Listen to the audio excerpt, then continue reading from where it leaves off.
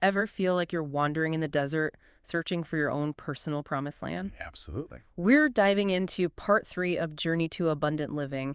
And trust me, the ancient idea of a promised land is way more relatable than you might think. It's fascinating how this concept goes beyond physical territory. It's all about reaching a state of fulfillment, but maybe not in the way you'd expect.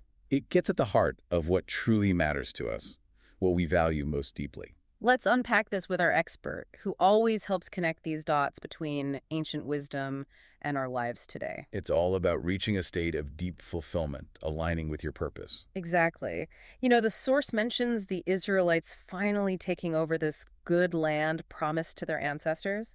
After wandering for 40 years, it must have felt incredible. But what did this promised land actually represent for them? Well, on a literal level, it was about having a place to call their own after generations of hardship. But imagine the deeper meaning it held.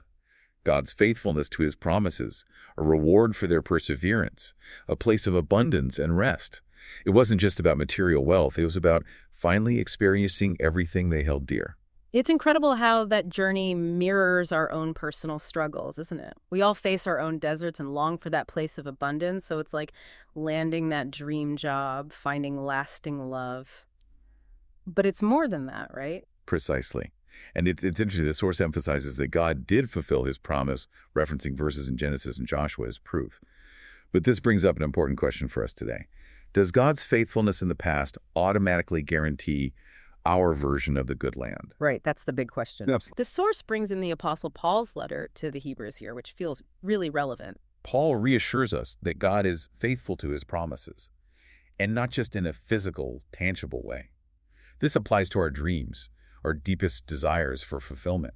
But here's the catch, and it's a crucial one. It's conditional. The Israelites had to hold up their end of the covenant, to live in a way that aligned with their values. So what does that look like for us today? How do we hold up our end of the bargain? Okay, so that's where Journey to Abundant Living gets really practical. It lays out 3 steps to claiming our own promised land. First up, claiming God's covenant blessings. What does that even mean in a modern context? It's not about sitting back and waiting for blessings to fall into our laps. It's about actively aligning our actions with our values. If we want to experience abundance, peace, and purpose, what are we actively doing to create that in our lives? It's about asking, what steps am I taking? Am I living in a way that deserves my good land? It's about taking ownership, putting in the work, right? Okay, step 2 is interesting. Embracing spiritual inheritance. What kind of inheritance are we talking about here, and how do we even embrace it? This is where it gets really powerful.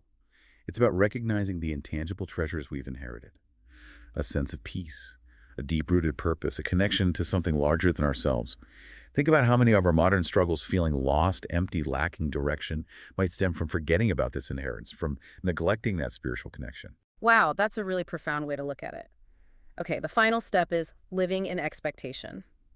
Not just hoping, but actually acting as if our promised land is already here. Exactly. Let's say your promised land is writing a book. Are you carving out time to write every day?